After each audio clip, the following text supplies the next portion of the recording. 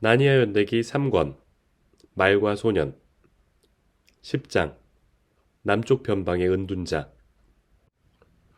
샤스타 일행이 골짜기를 따라 몇 시간을 내려간 뒤에야 비로소 골짜기가 넓어지면서 전경이 한눈에 내려다 보였다. 그들이 따라 내려왔던 강줄기는 왼쪽에서 오른쪽으로 흐르는 넓고 거센 강과 합쳐져 동쪽으로 굽이치며 흘러갔다. 새로 만난 강 너머 북쪽 산맥으로 끝없이 이어지는 산등성이와 나지막한 산들 사이에 매혹적인 시골 풍경이 완만하게 솟아있었다. 오른쪽으로는 바위산 봉우리가 보였고 삐죽삐죽 튀어나온 몇몇 바위 너설에는 눈이 살포시 쌓여 있었다. 왼쪽으로는 소나무로 뒤덮인 비탈과 가파른 절벽, 좁은 협곡과 푸른 산봉우리가 눈이 닿는 곳까지 멀리 펼쳐져 있었다. 샤스타는 어느 것이 필의 산인지 도무지 가려낼 수가 없었다. 곧장 이어지던 산의 능선이 갑자기 숲지대 안으로 사라졌다. 아첸랜드에서 나니아로 가는 길목인 듯 싶었다. 브레가 소리쳤다. 북쪽이다. 푸른 북쪽 나라야. 나지막하게 자리 잡고 있는 산들은 확실히 남쪽에서만 자라온 아라비스와 샤스타의 눈에는 세상 어떤 것보다도 푸르고 상쾌해 보였다. 모두 두 강물이 만나는 지점으로 딸그락거리며 내려가면서 기운을 되찾기 시작했다. 서쪽 산맥 끝에 있는 높다란 산에서 흘러내려와 동쪽으로 흐르는 강물은 물살이 워낙 세고 급해서 헤엄쳐 건널 엄두조차 나지 않았다. 하지만 강둑을 오르내리며 살펴본 끝에 걸어서 건널 만한 얕은 여울을 찾아냈다. 콸콸 흐르는 물소리, 말발굽털에 휘감기며 일어나는 소용돌이, 바람이 산들거리는 서늘한 공기, 화살처럼 날아드는 잠자리. 샤스타는 야릇한 흥분으로 가슴이 벅차올랐다. 브레는 북쪽 강둑 위로 첨벙첨벙 걸어나오며 자랑스레 말했다. 얘들아, 여긴 아침랜드야. 지금 건너온 강이 굽이치는 화살강인 것 같아. 그러자 휜이 중얼거렸다. 제때 도착한 것이면 좋겠어요. 그때부터 그들은 가파른 산을 갈지자형으로 느릿느릿 올라가기 시작했다. 그곳은 집도 길도 없이 공원처럼 탁 트인 지대였다. 사방에 나무들이 있긴 했지만 숲을 이룰 만큼 빽빽이 들어찬 것은 아니었다. 나무가 거의 없는 초원에서만 살아온 샤스타로선 그처럼 많은 종류의 나무를 본 적이 없었다. 여러분이 그 자리에 있었다면 샤스타가 보고 있는 것이 참나무, 너도밤나무, 은빛 자작나무, 마가목, 밤나무 같은 것들임을 알았을 것이다. 앞으로 나아갈 때마다 토끼가 여기저기서 깡충깡충 뛰어다니고 곧이어 꽃사슴 한떼가 나무들 사이로 달아나는 모습도 눈에 띄었다. 아라비스가 탄성을 질렀다. 아, 너무나 아름다워. 첫 번째 산등성 위에 오른 샤스타는 안장에 앉은 채로 뒤를 돌아보았다. 이제 타슈반의 자취는 완전히 사라지고 사막은 방금 내려온 좁고 푸른 골짜기를 경계로 지평선에 맞닿아 있었다. 그때 샤스타가 느닷없이 소리를 질렀다. 저건 뭐야? 브레가 뒤돌아보며 물었다. 뭐? 휜과 아라비스도 똑같이 뒤로 고개를 돌렸다. 샤스타가 손가락으로 가리켰다. 저기 저거 꼭 연기 같은데 불이 났나? 브레가 말했다. 아마 모래폭풍일 거야. 아라비스가 말했다. 바람이 세게 불지도 않는데. 순간 휜이 소리를 질렀다. 어머, 저것 봐요. 모래 속에서 뭔가 번쩍이는 게 있어요. 저기 투구하고 갑옷이야.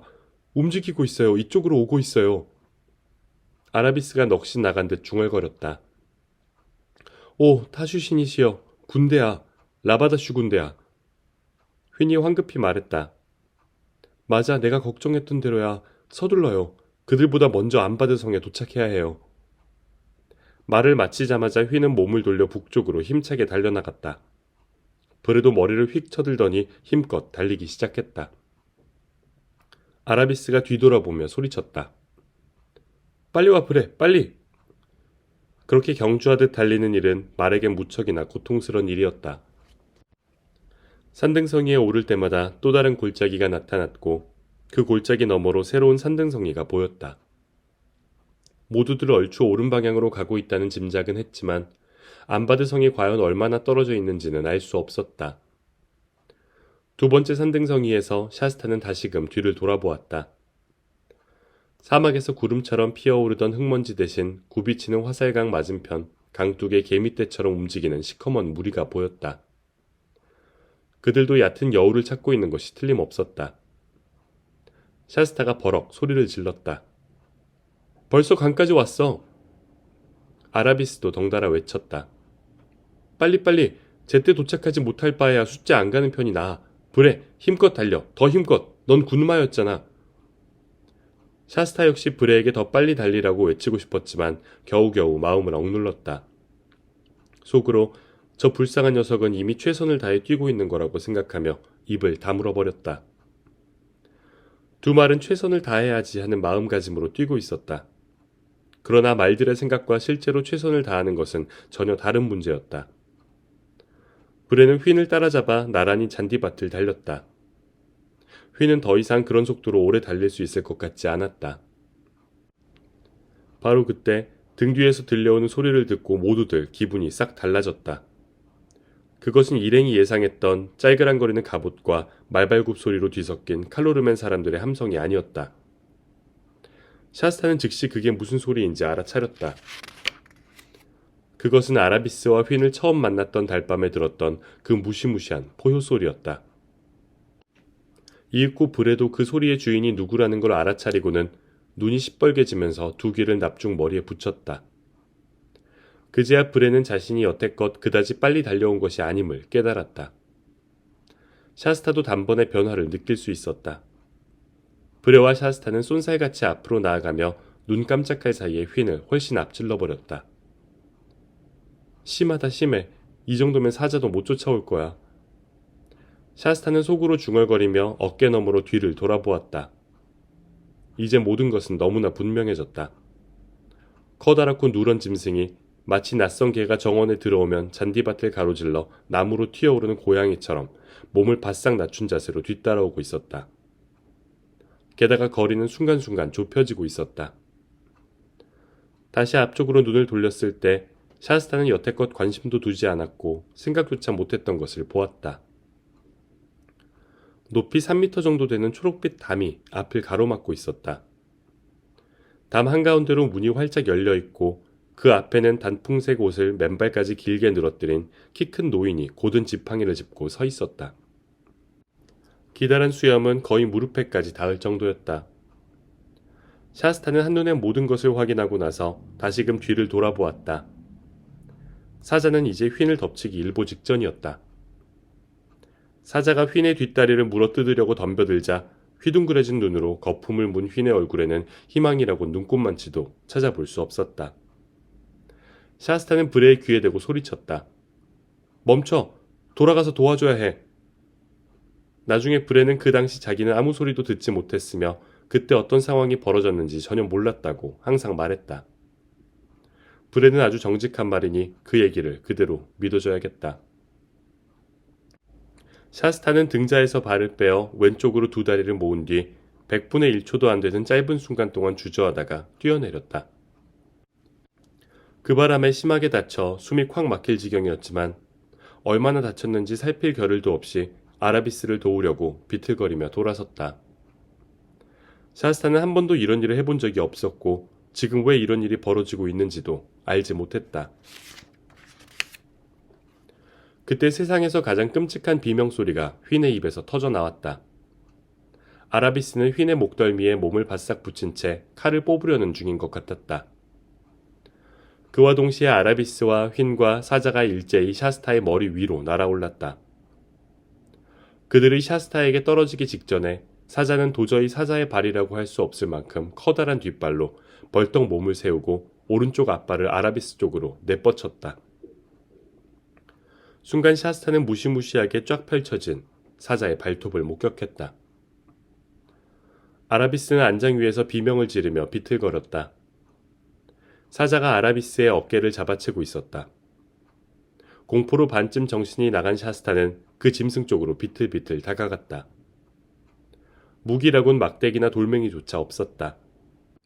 샤스타는 어처구니 없게도 마치 개한테 하듯 사자를 향해 소리를 질렀다. 집에 가! 가! 잠시 샤스타는 성난 사자의 떡 벌어진 입안을 뚫어지게 노려보았다. 그 순간 놀랍게도 그때까지 뒷발로 우뚝 서 있던 사자가 갑자기 하던 짓을 멈추고 몸을 휙 틀더니 어디론가 후닥닥 사라져버리는 것이 아닌가. 샤스타는 사자가 정말로 가버렸다고는 생각하지 않았다. 그리고 그제야 초록빛 담 한가운데에 활짝 열려있는 문을 기억해내고는 바람처럼 돌아서서 그쪽으로 달려갔다. 휘는 몸을 제대로 가누지 못한 채 거의 쓰러질 듯이 문 안으로 들어서고 있었으며 아라비스는 안장에 앉은 채였지만 등이 온통 피로 물들어 있었다. 기다란 수염에 긴 옷을 입은 노인이 아라비스에게 말했다. 들어와라. 어서 들어와.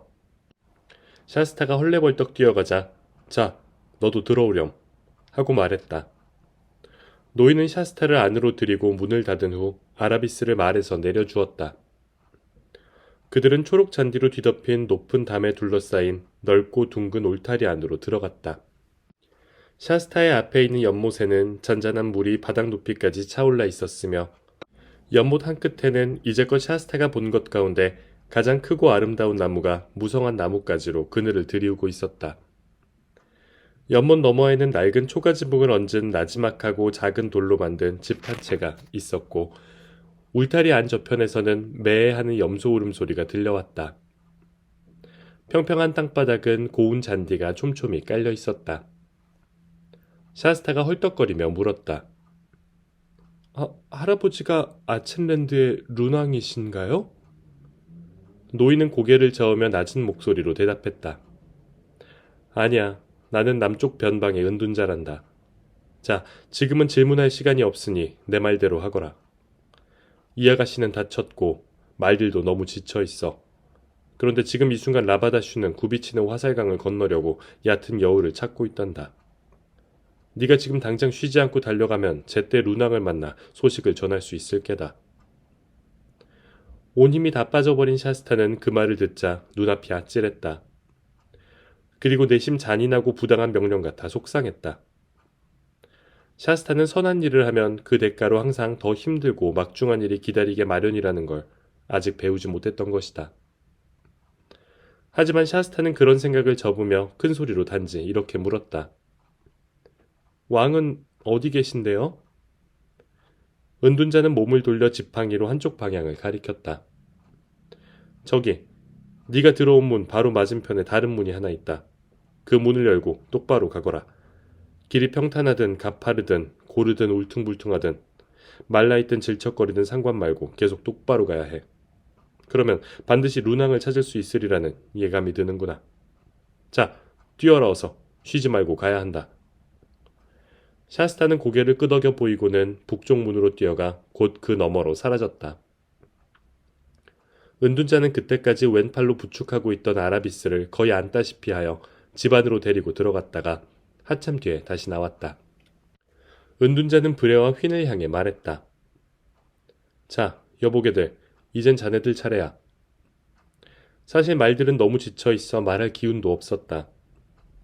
은둔자 역시 둘의 대답은 기다리지도 않고 안장과 굴레를 벗긴 뒤 몸을 닦아주기 시작했다. 왕실 마국간의 마부라도 그보다 더 잘하지는 못했을 것이다. 은둔자가 말했다. 여보게들, 이제 걱정 말고 편히들 쉬어. 물은 여기 있고 풀은 저쪽에 있네. 염소들 젖을 짜고 나서 자네들에게 따뜻한 보리죽을 만들어주지. 휜이 겨우 기운을 차리고 물었다. 저 타르케나는 살아날 수 있을까요? 사자가 죽게 만든 건 아니겠죠. 은둔자가 웃음을 지었다. 나는 예감만으로 현재 일어나는 많은 일들을 알 수 있네. 하지만 미래일은 나도 몰라. 그러니 오늘 저녁 해가 지고 난 후 누가 죽고 누가 살지는 알 수 없어. 하지만 희망을 가지게. 저 아가씨는 그 또래 아가씨들보다 오래 살 것 같으니까. 아라비스는 정신이 들자 자신이 돌벽으로 둘러싸인 시원한 방에서 푹신하기 그지없는 나지막한 침대에 엎드려 있다는 걸 깨달았다. 처음엔 그런 자세로 있는지 알 수 없었지만 돌아 누우려는 순간 등이 온통 따끔거리는 바람에 모든 일이 기억났다.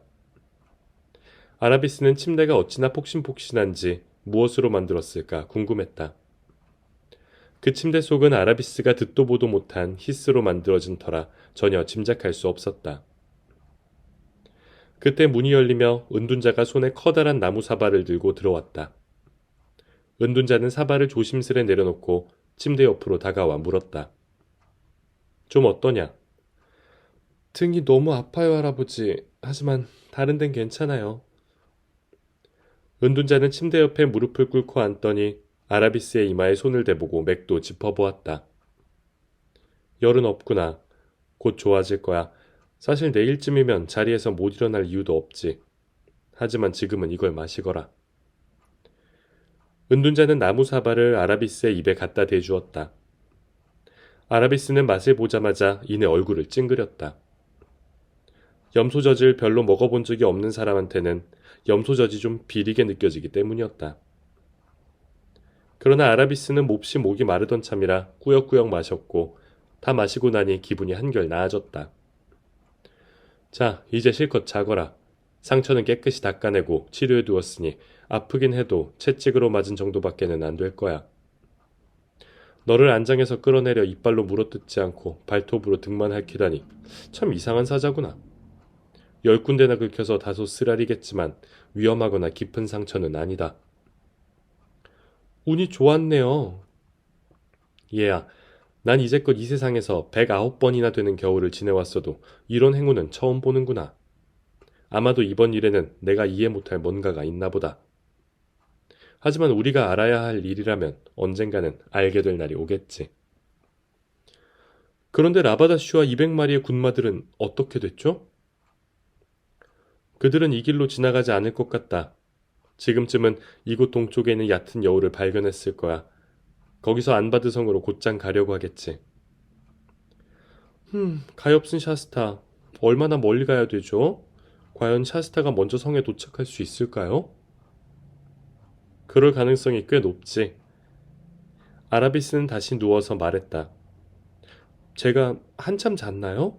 날이 어두워진 것 같아요.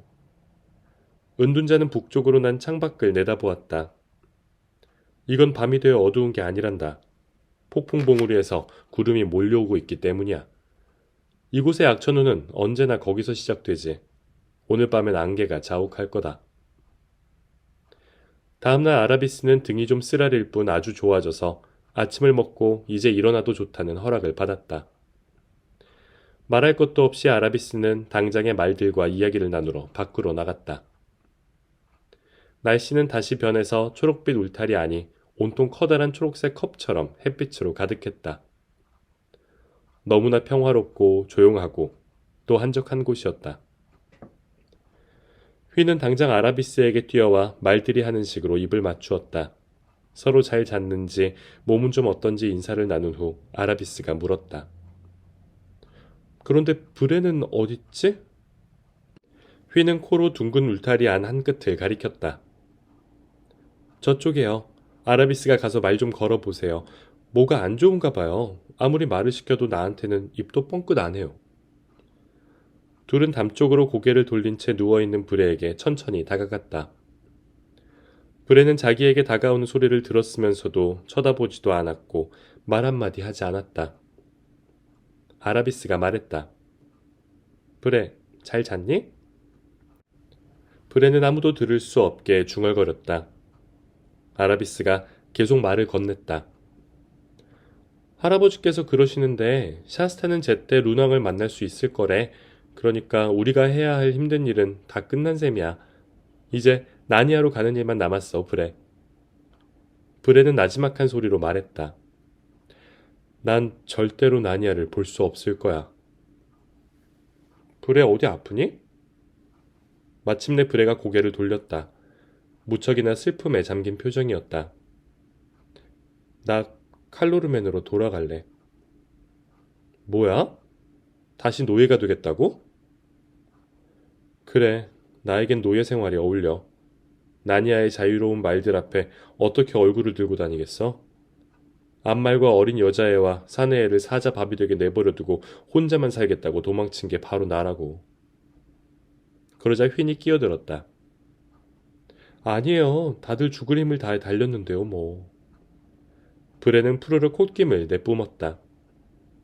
샤스타는 안 그랬어. 적어도 오른쪽으로 달려갔어. 뒤돌아서 뛰었단 말이야. 그래서 더 부끄러운 거야. 스스로 군말합시고 전쟁에 100번이나 출전했다고 뻐겼던 내가 제대로 배우지도 못한 데다 칼도 한번 안 잡아본 어린 사내 아이도 하지 않는 비겁한 짓을 했어. 아라비스가 말했다. 알아. 나도 같은 심정이야. 샤스타는 정말 훌륭했어. 그래, 나도 너만큼이나 잘못했어. 처음 만났을 때부터 쭉 그 애를 깔보고 멸시해 왔는데 알고 보니 그 애가 가장 훌륭했어. 하지만 그래, 난 칼로르맨으로 돌아가는 것보다는 여기 남아있다가 샤스타한테 사과하는 게 더 나을 것 같아. 너야 괜찮겠지. 딱히 망신스러울 일이 없잖아. 하지만 난 모든 것을 다 잃었어. 그때 은둔자의 목소리가 들려왔다. 은둔자는 이슬 맺힌 싱그러운 잔디 위를 소리도 없이 맨발로 걸어왔기 때문에 아무도 은둔자가 다가오는 것을 눈치채지 못했다. 착한 말아, 넌 그저 자만심을 잃었을 뿐이야. 자, 그럼 못 써. 내 앞에서는 그딴 식으로 귀를 젖히고 갈기를 흔들어대지 마. 좀 전처럼 겸손해지려면 옳은 소리에 귀를 기울일 줄도 알아야 해. 넌 그렇게 대단한 말이 아니야. 말 못하는 가엾는 말들과 섞여 살면서 느낀 것처럼 말이다.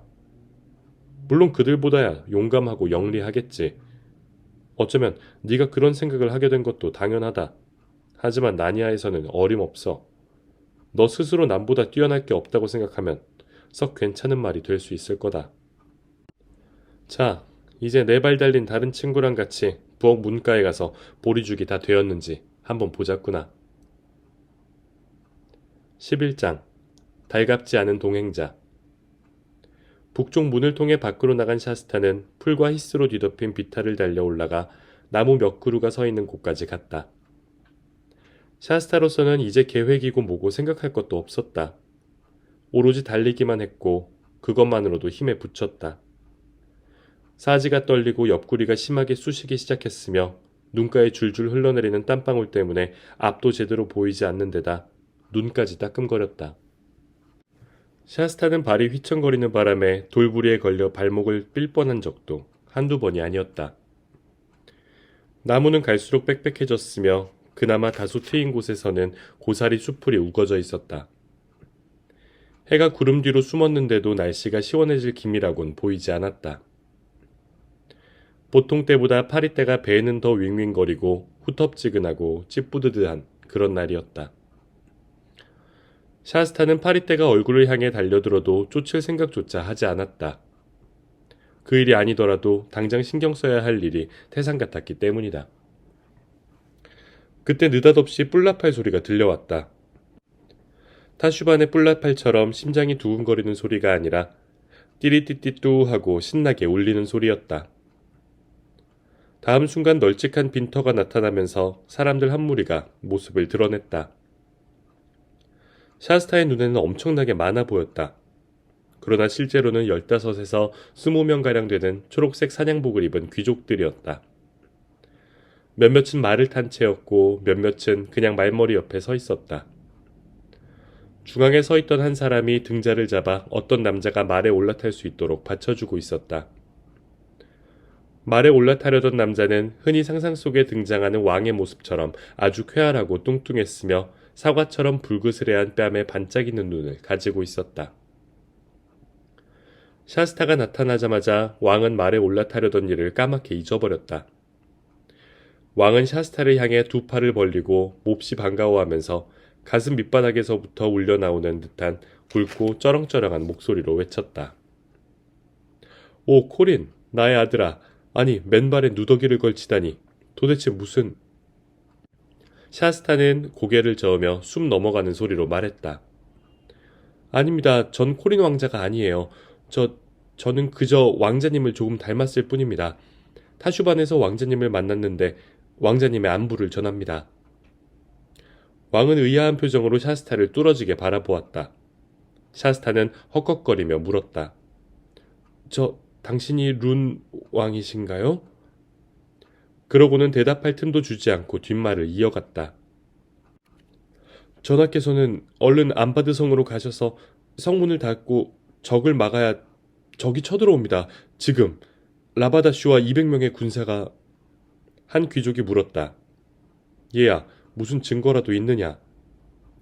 제 눈으로 직접 봤어요. 타슈반에서부터 줄곧 우리 뒤를 쫓아왔어요. 아까 그 귀족이 눈썹을 약간 치켜 올리며 물었다. 걸어서 말이냐? 말 타고요. 은둔자도 알고 있어요. 그러자 룬왕이 말했다.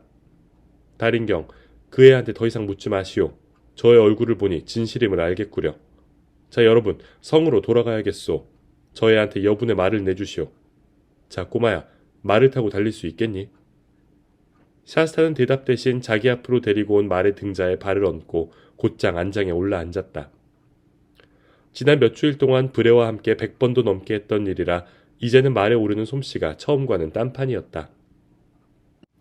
건초더미에 올라앉는 것 같다던 브레의 놀림도 이제 옛말이 되어버렸다. 샤스타는 달인경이 왕에게 전하, 저 아이는 타고난 기수 같습니다.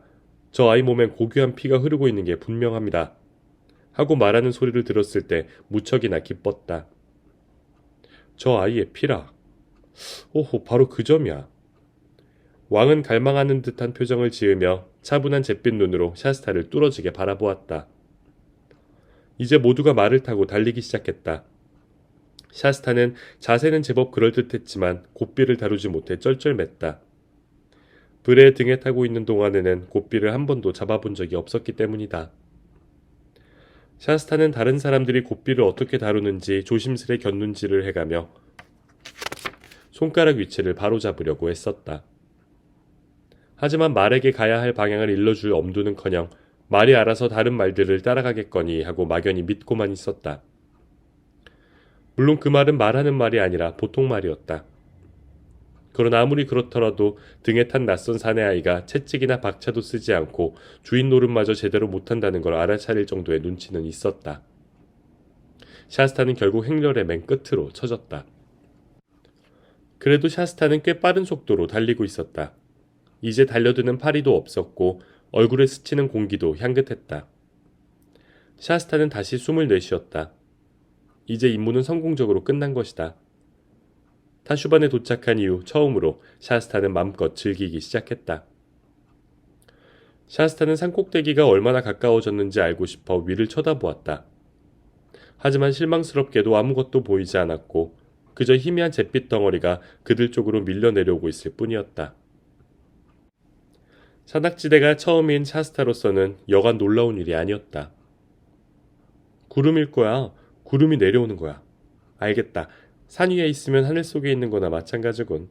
구름 속이 어떨지 알 수 있겠는걸? 재밌겠다. 그래, 그게 늘 궁금했어.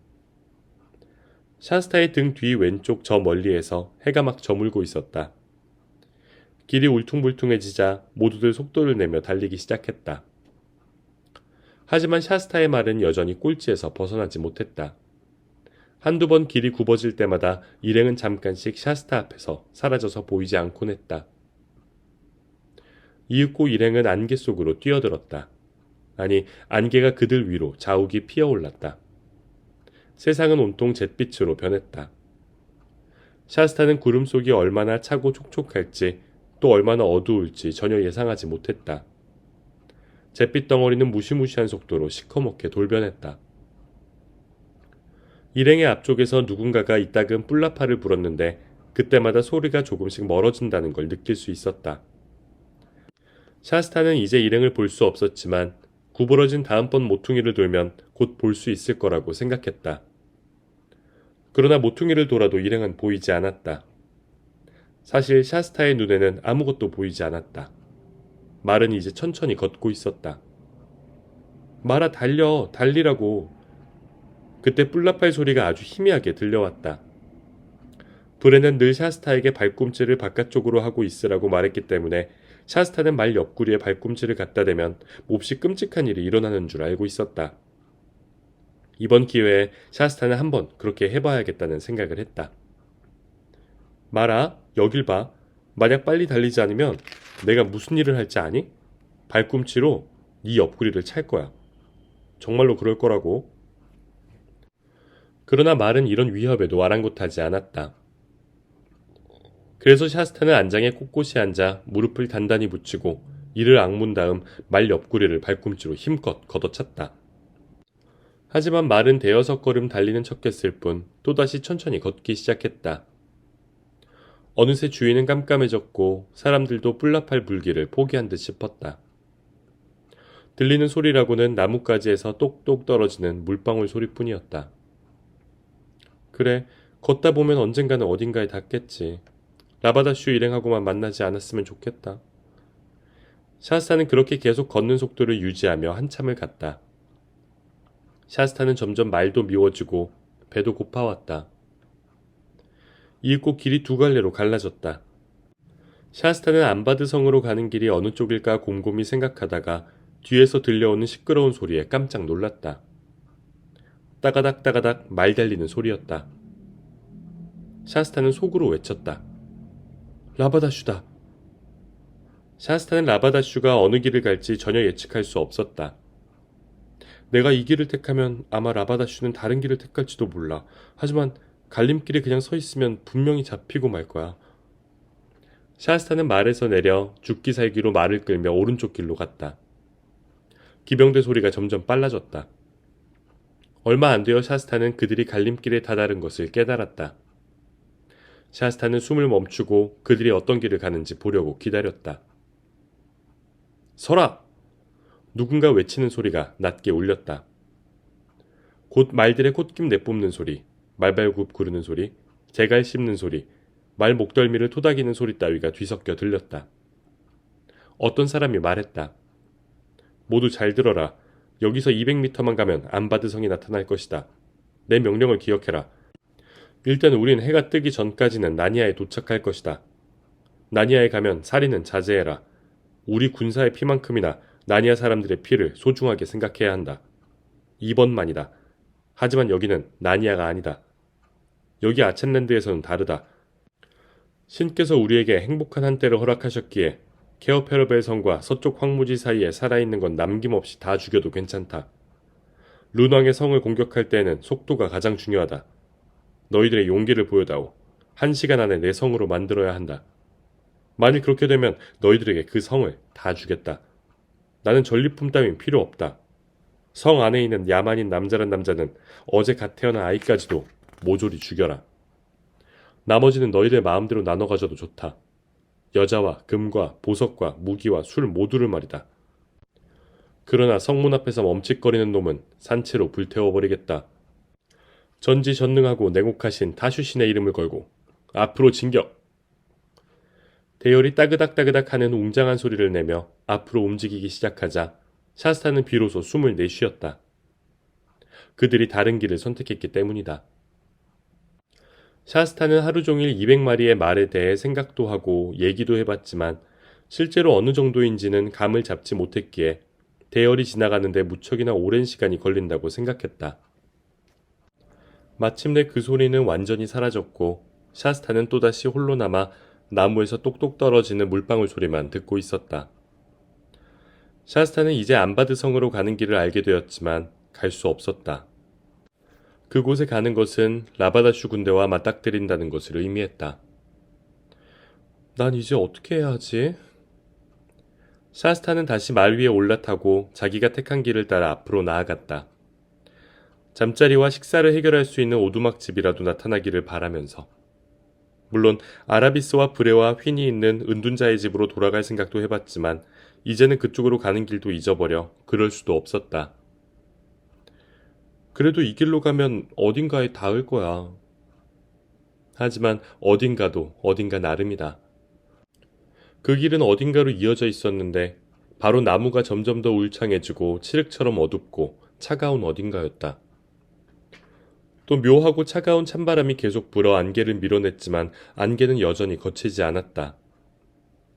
만약 샤스타가 산악지대에서 자랐다면 지금 자기가 아주 높이 어쩌면 산꼭대기에 와 있다는 걸 알았을 터이다. 하지만 샤스타는 산에 대해 아는 것이라곤 아무것도 없었다. 샤스타는 혼자 중얼거렸다. 난 이 세상에서 가장 재수없는 아이야. 세상 만사가 나를 뺀 모든 사람들한테만 좋게 흘러가고 있잖아. 그 나니아 귀족들과 귀부인들은 타슈반에서 안전하게 도망쳤지. 나 혼자만 타슈반에 남겨졌고. 그리고 아라비스와 브레와 휘는 은둔자의 그 낡은 집에서 아무 걱정 없이 아늑하게 잘 있잖아. 근데 난 계속 뛰어야 했어. 루낭 일행은 성 안으로 무사히 들어가 라바다슈가 도착하기도 한참 전에 성문을 닫았겠지만 난 또 여기 있고. 샤스타는 너무 피곤한 데다 해야 할 일이 아무것도 없었기에 괜스레 서러워져 눈물이 뺨을 타고 흘러내렸다. 그러나 샤스타는 갑자기 엄습한 공포로 아무것도 할 수 없었다. 누군가가, 아니 뭔가가 샤스타 옆에서 걷고 있었기 때문이다. 그러나 칠흑 같은 어둠 속이어서 모습이 전혀 드러나지 않았다. 사람인지 뭔지는 몰라도 발소리도 나지 않을 만큼 아주 조용하게 움직였고 숨 쉬는 소리만 또렷이 들릴 뿐이었다. 샤스타의 보이지 않는 동행은 숨소리가 굉장히 컸다. 그래서 샤스타는 그것이 엄청나게 커다란 창조물일 거라고 짐작했다.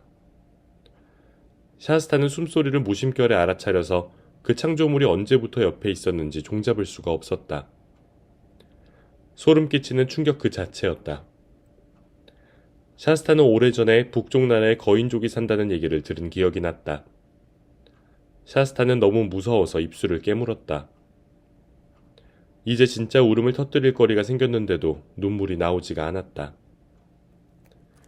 그 창조물이 옆에서 조용히 움직이는 통에 샤스타는 지금 이 모든 상황이 상상일지도 모른다는 생각이 들었다.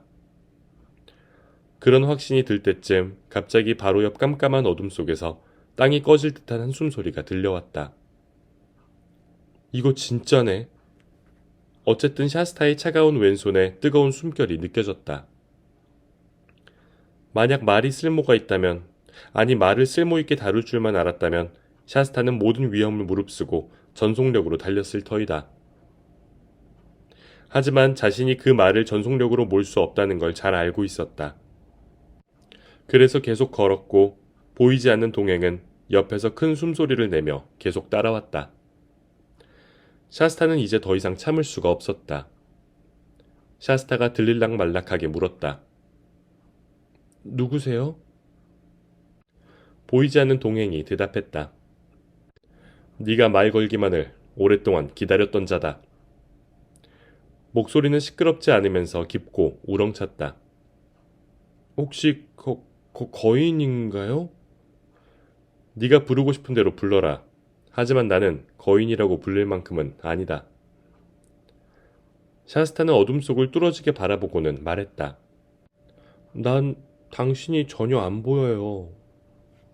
그 순간 샤스타는 거의 비명을 지르다시피 했다.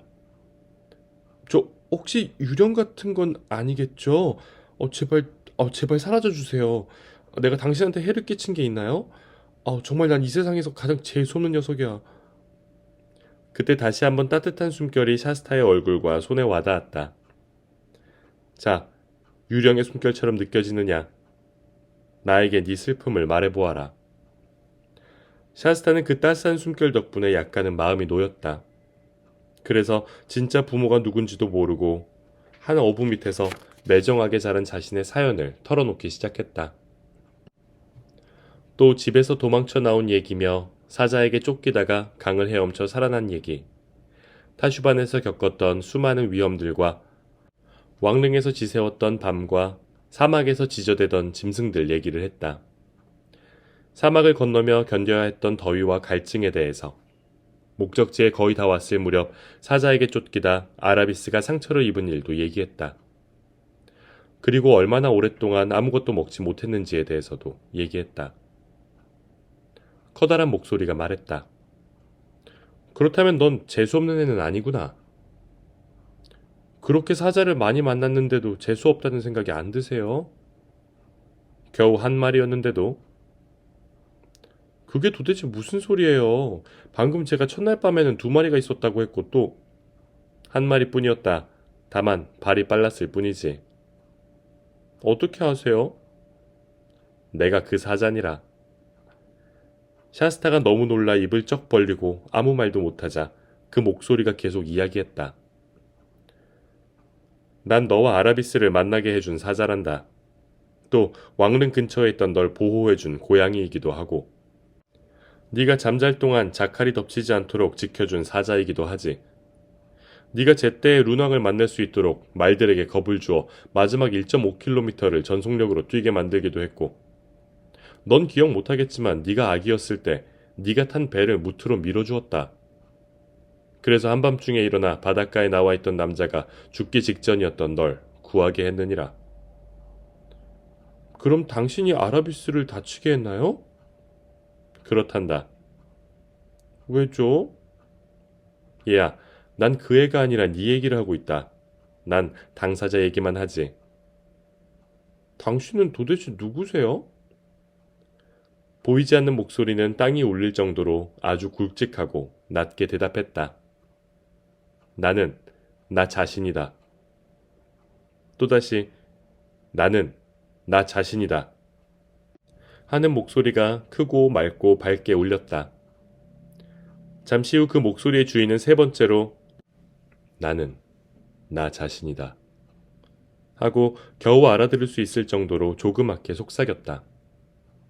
마치 나뭇잎이 바스락거리는 듯 사방에서 들려오는 것 같았다.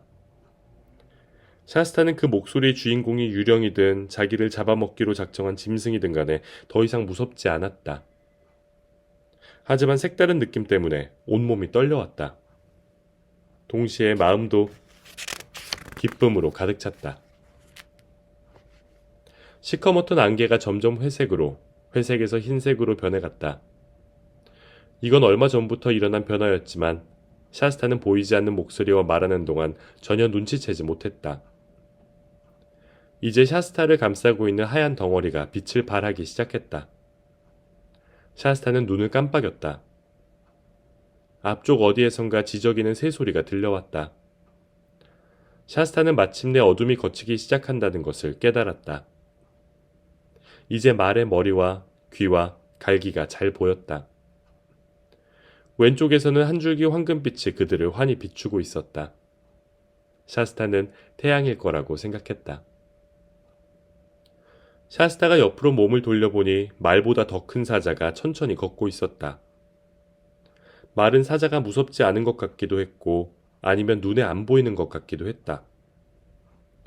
그 황금빛은 사자한테서 뿜어져 나오고 있었다. 그보다 더 위엄있고 아름다운 빛은 세상에 없을 것 같았다. 다행히도 샤스타는 칼로르멘의 남쪽 끝 어촌에서 살았기 때문에 타슈반 사람들이 사자 형상을 한 무시무시한 나니아의 악마에 대해 소곤거리는 말을 들어본 적이 없었다. 물론 나니아의 왕 중의 왕이자 바다 황제의 아들인 위대한 사자 아슬란 이야기도 전혀 들어본 적이 없었다. 하지만 사자의 얼굴을 힐끔 본 순간 샤스타는 안장에서 미끄러져 내려와 사자 밑에 엎드렸다.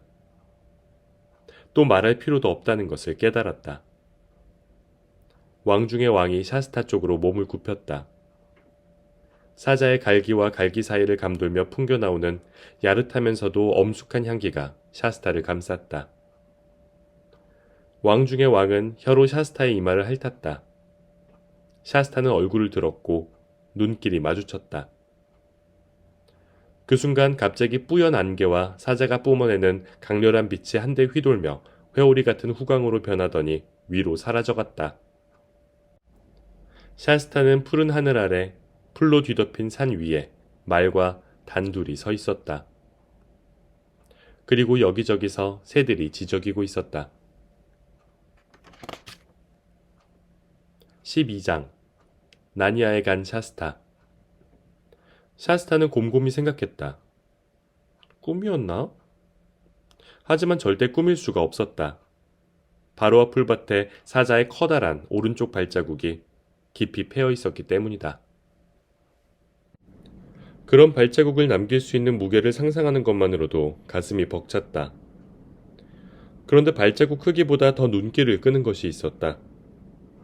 샤스타가 발자국을 들여다보는 동안 그 밑에 물이 고이기 시작했던 것이다. 물은 금세 위까지 차오르더니 곧 발자국 밖으로 넘쳐나와 조그만 시내를 이루었고 샤스타는 몸을 굽혀 시냇물을 한껏 들이켰다. 그러고 나서 얼굴을 물에 담그고 머리에 물을 적셨다. 물은 시리도록 차갑고 유리처럼 맑아서 기분이 아주 상쾌해졌다. 샤스타는 다시 몸을 일으켜 귓속의 물을 털어내고 젖은 머리를 쓸어넘긴 뒤 주변을 살피기 시작했다. 아직 이른 아침인 것만은 분명했다. 이제 막 고개를 든 해가 오른쪽으로 멀리 내려다 보이는 숲 위로 떠오르고 있었다. 샤스타가 바라보고 있는 그곳은 완전히 새로운 세계였다. 북서쪽으로는 점점이 흩어져 있는 나무들 사이로 구불구불 흘러가는 강이 보이는 푸른 골짜기 지대였다. 골짜기 저편 끝에 높은 바위산들이 자리 잡고 있었지만 어제 보았던 산들보다는 나지막했다. 그제야 샤스타는 이곳이 어디인지 감을 잡기 시작했다. 샤스타는 돌아서서 뒤쪽을 살핀 뒤에야 자신이 주위의 산들보다 더 높은 산등성이로 이어져 있는 비탈에 서 있다는 사실을 깨달았다. 맞아, 저것은 아침랜드와 나니아 사이에 있는 큰 산맥이야. 어제 난 저 산맥 반대쪽에 있었던 거고, 지난밤 저 산길을 따라 이리로 온 게 분명해. 정말 운이 좋았다. 사실 내가 운이 좋았던 게 아니라 모두 그 사자 덕분이지만 말이야. 지금 난 나니아에 있는 거야. 샤스타는 다시 돌아서서 말의 안장과 굴레를 벗겨주며 말했다. 넌 꼴도 보기 싫은 말이지만. 말은 이런 소리에도 아랑곳하지 않고 덥석 풀을 뜯기 시작했다. 그 말은 샤스타를 매우 깔보는 중이었다. 샤스타는 생각했다. 나도 풀을 먹을 수 있으면 참 좋겠다.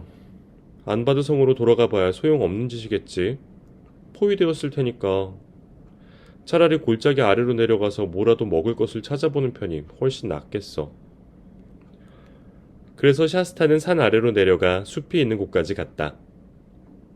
숲속에 난 오솔길을 따라 몇 분도 채 걷지 않았을 때 약간 시근거리는 굵직한 목소리가 말을 걸어왔다. 안녕, 이웃사촌. 샤스타는 누군지 찾으려고 열심히 두리번거리다가 나무 사이에서 막 모습을 드러낸 검은 얼굴에 잔뜩 가시가 돋친 조그만 것을 발견했다.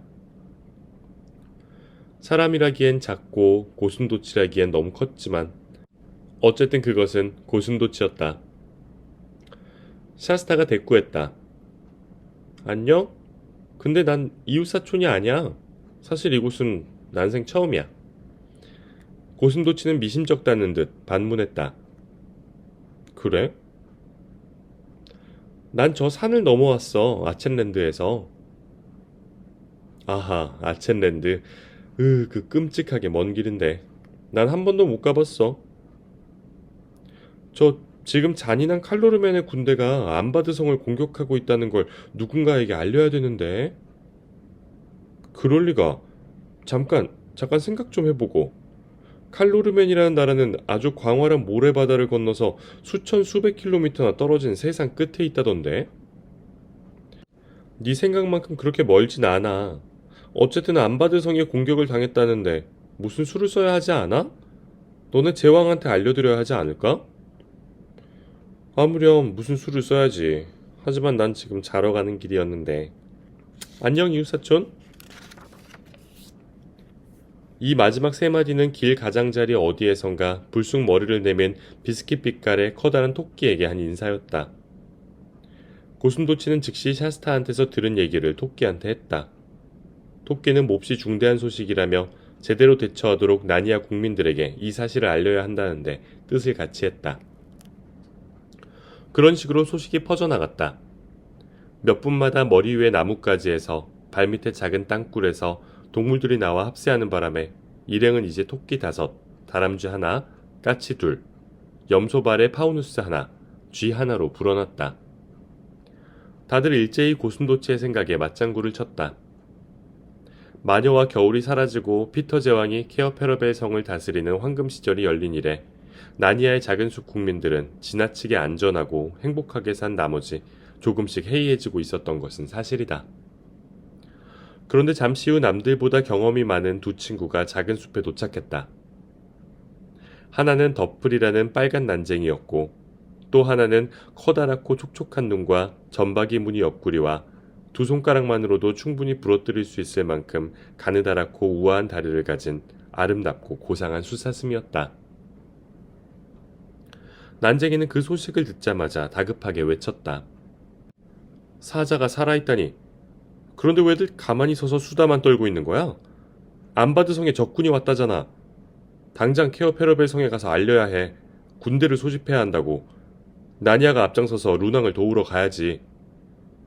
고슴도치가 말했다.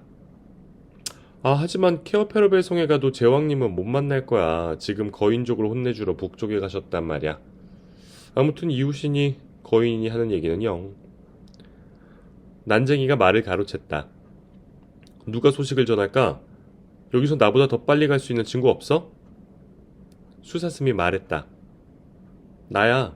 그런데 가서 무슨 말을 전하지? 칼로르멘 병사는 몇 명이나 돼? 200명. 라바다슈 왕자가 지휘하고 또...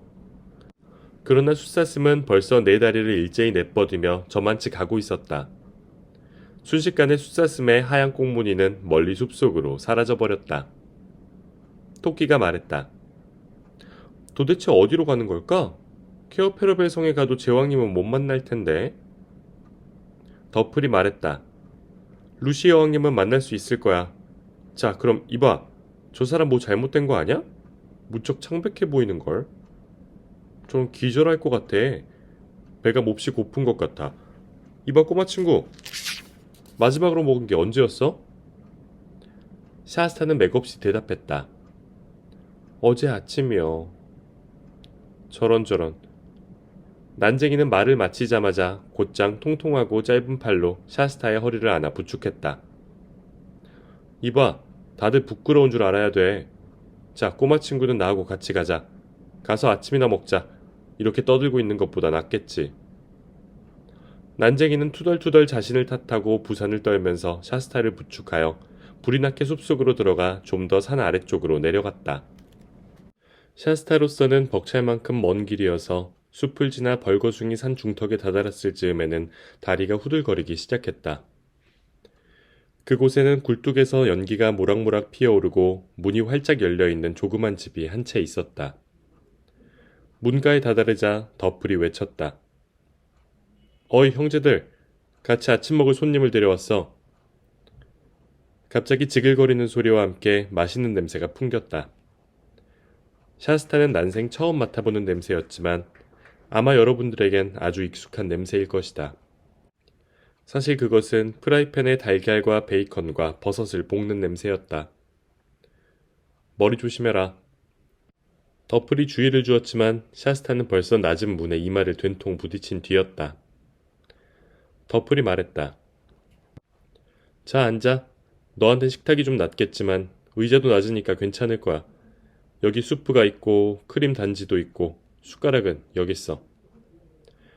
샤스타가 수프를 먹는 동안 난쟁이 두 형제는 식탁 위에 베이컨과 달걀과 버섯을 같이 볶은 요리와 커피, 뜨거운 우유, 토스트를 올려놓았다. 칼로르멘의 음식과는 아주 달라서 샤스타에게 하나같이 새롭고 신기하기만 했다. 토스트를 한 번도 본 적이 없는 샤스타는 그 노릇노릇한 음식 덩어리가 무엇인지조차 몰랐고 토스트 위에 바른 노랗고 부드러운 것도 무엇인지 몰랐다. 칼로르멘에서는 버터 대신 기름을 사용했기 때문이다.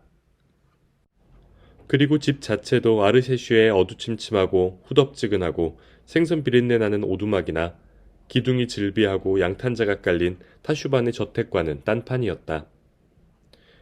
지붕은 아주 낮고 모든 것이 나무로 만들어져 있었으며 뻐꾸기 벽시계와 빨갛고 하얀 체크무늬 식탁보에 들꽃을 꽂은 항아리, 작은 커튼이 드리워진 두꺼운 창 유리가 눈길을 끌었다. 난쟁이의 컵과 접시와 칼과 포크를 사용하기란 여간 성가신 일이 아니었다.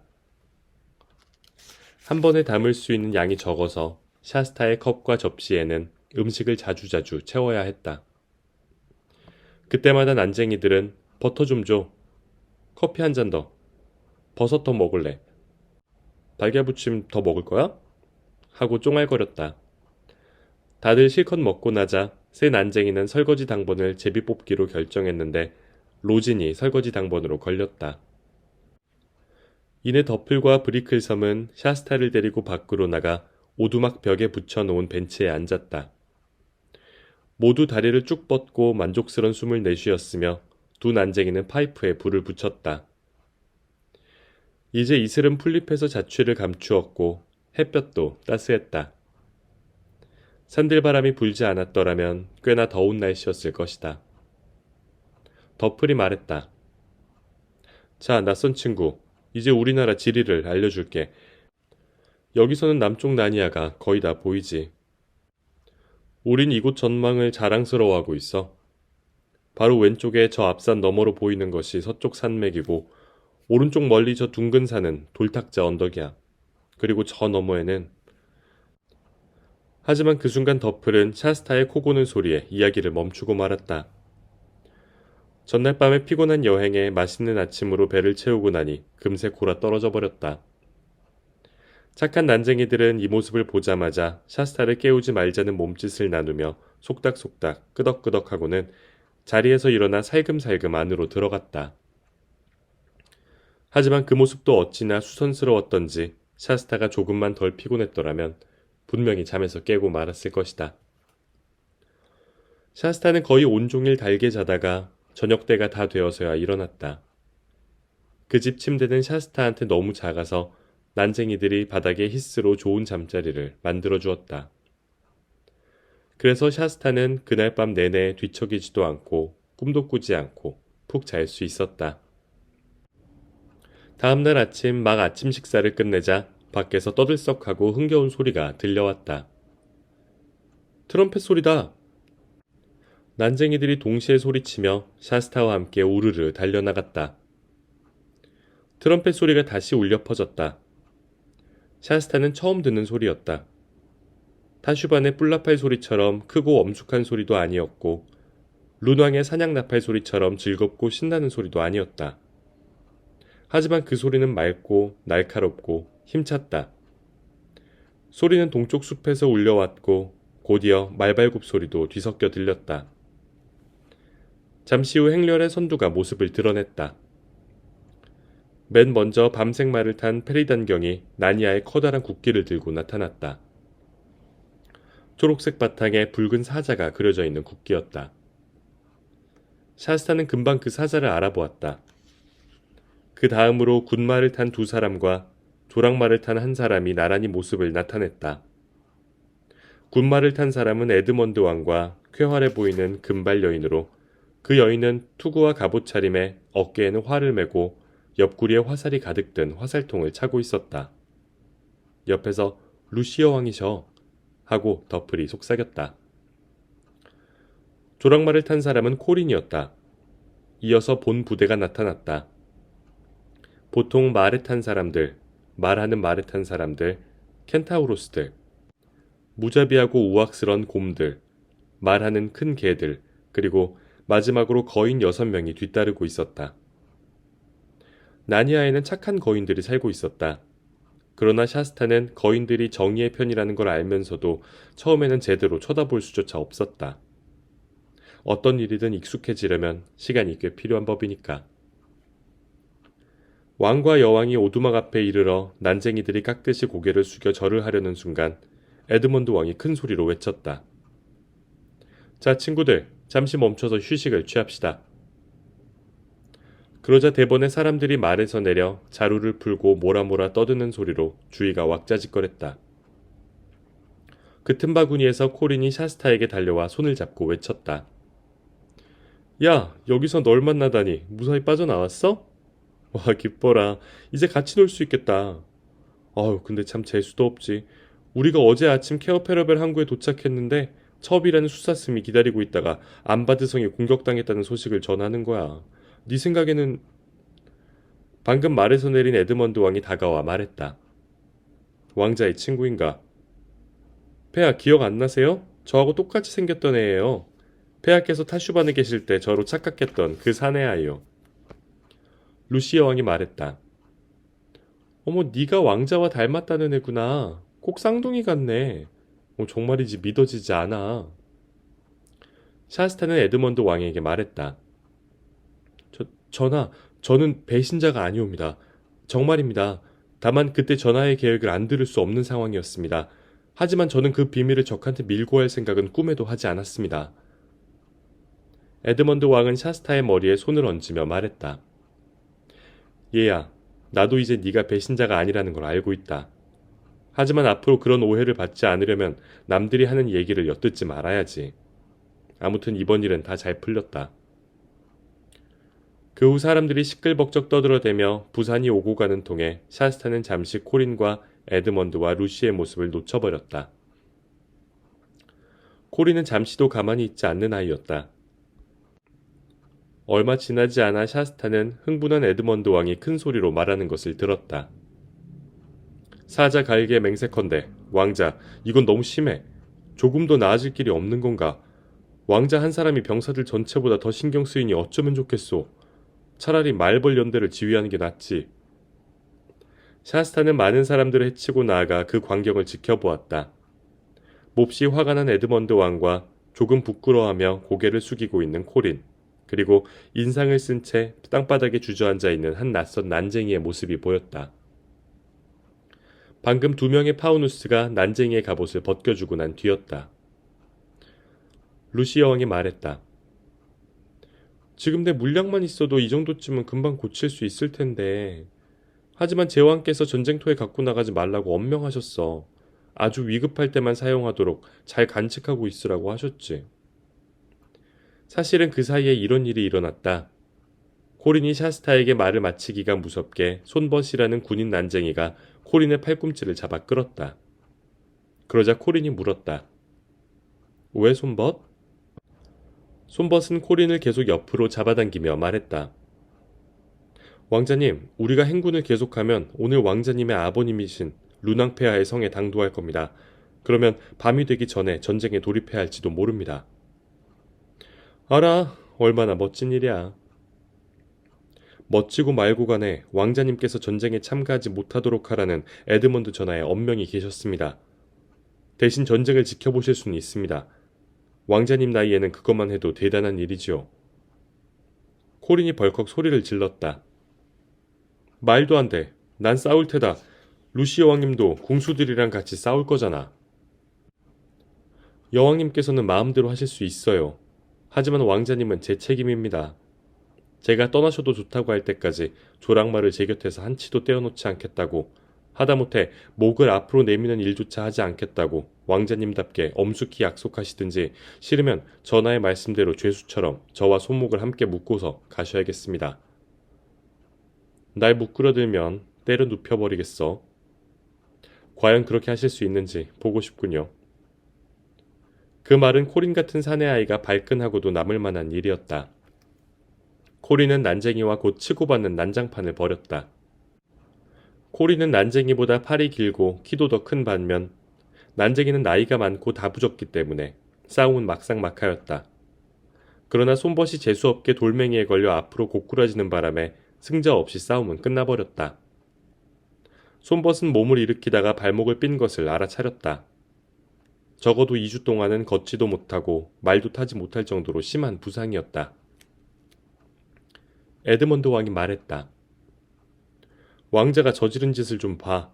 전쟁도 치르기 전에 믿음직한 전사 하나를 이 지경으로 만들어 놓다니. 그러자 코린이 주저없이 나서며 말했다. 제가 대신 출전하겠습니다, 전하. 아무도 왕자의 용기를 의심하지 않소.